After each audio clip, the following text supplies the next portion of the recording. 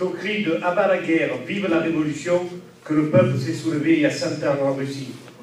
Ce refus des guerres est motivé par le fait que non seulement elles entraînent la mort et destruction, mais aussi qu'elles interdisent tout progrès social et produisent de la misère. De même, de toujours, le syndicalisme de classe a affirmé le droit inaliénable des peuples à disposer d'eux-mêmes, ce qui interdit toute intervention étrangère, toute occupation coloniale et bien sûr tout apartheid. Avec la Palestine, c'est à ces deux phénomènes que nous sommes confrontés, mais en plus à une situation où la Palestine est le centre de la volonté de réorganisation de toute une région du monde. C'est le projet de Grand Moyen-Orient, voulu avec un contenu affirmé clairement par Bush, et non seulement pas démenti par Obama, mais poursuivi, et dans lequel s'inscrit aujourd'hui Trump. Le monde du travail ne peut rester sans solidarité avec le peuple de Palestine qui fait face tout à la fois à la guerre, l'occupation, l'apartheid, les discriminations de toutes sortes, mais aussi à une volonté de nier même son existence et son passé afin de l'expulser totalement de sa terre. Comme jadis les Indiens d'Amérique du Nord ou les Noirs d'Afrique du Sud, les Palestiniens d'aujourd'hui doivent se battre pour faire reconnaître leur droit d'existence et à rester sur le pays qui les a vus naître. Pas étonnant dans ces conditions que Mandela ait déclaré « Nous savons bien que notre liberté est incomplète sans la liberté des Palestiniens ». La dernière provocation de Trump, l'annonce de l'implantation de l'ambassade états-unienne à Jérusalem, témoigne de cette volonté de voler la terre des Palestiniens. Par cet acte, Trump, en accord avec l'extrême droite israélienne au pouvoir, veut proclamer que depuis 3000 ans, la Palestine n'a jamais existé. Ce mythe sioniste d'une terre d'Israël qui de tout temps aurait été réservée à un peuple juif, qui d'ailleurs n'existe pas, l'historien israélien Shlomo Sand a justement dénoncé qu'il ne s'appuyait sur aucune vérité historique. On est bien devant une volonté de réécriture de l'histoire en donnant à la Bible le statut d'encyclopédie universelle et interprétant celle-ci dans l'intérêt des puissances qui se servent de la religion comme d'un alibi aux guerres et à la possession des territoires. Pour les USA et leurs alliés, la réorganisation du Moyen-Orient passe par l'existence de théocraties qui pourront, au nom de la religion, imposer la dictature des intérêts capitalistes dans cette région.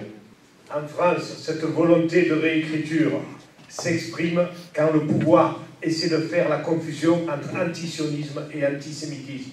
Le sionisme est une idéologie que nous combattons parce qu'elle s'appuie sur une falsification de l'histoire et veut déposséder un peuple de sa terre. L'antisémitisme est une des formes de discrimination frappant les gens sur la base de leur religion et que nous combattons au même titre que nous combattons l'islamophobie. Pas étonnant aussi que le syndicat israélien Histadrout, qui est un des gros employeurs du pays, qui pendant des années a refusé de syndiquer les Arabes et qui a soutenu la politique d'apartheid de l'Afrique du Sud, soit sur la même logique. Nous savons bien que les travailleurs arabes en Israël sont discriminés et même condamnés à payer de taxes supplémentaires destinées, comme l'a dit l'économiste israélien Shir Eber, basé à Jérusalem, à financer la formation d'une main-d'œuvre destinée à les remplacer, les immigrants russes. Juste un mot sur deux prisonniers politiques envers qui nous avons ici en France une responsabilité particulière. L'un, Salah Hamouri, parce qu'il est franco-palestinien, l'autre, Georges Ibrahim Abdallah, parce qu'il est détenu en France. Concernant Salah, il est une nouvelle fois emprisonné, sans procès, en violation du droit international, sans pouvoir même connaître les raisons de son incarcération. Évidemment, nous avons repris la bataille pour que Salah sorte de prison, comme nous l'avions fait la première fois. Concernant Georges, emprisonné depuis 34 ans, il est libérable depuis bientôt 20 ans.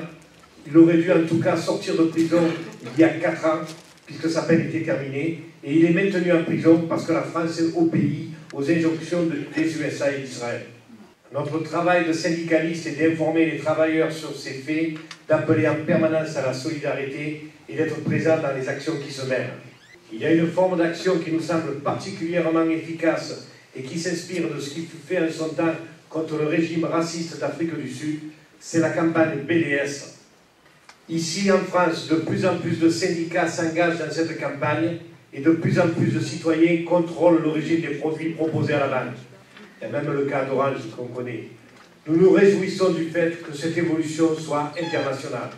Israël a bien compris le danger, puisqu'il, d'une part, il le dit, mais d'autre part, il fait pression sur les gouvernements pour qu'ils adoptent une législation condamnant cette campagne et punissant les militants qui y sont engagés. Raison de plus pour continuer et amplifier. Cela prendra le temps qu'il faudra, mais le peuple de Palestine finira bien un jour par retrouver sa terre. L'intifada pourra enfin cesser parce que la Palestine aura vaincu. Plus nous engagerons internationalement dans ce combat, plus vite ce jour viendra.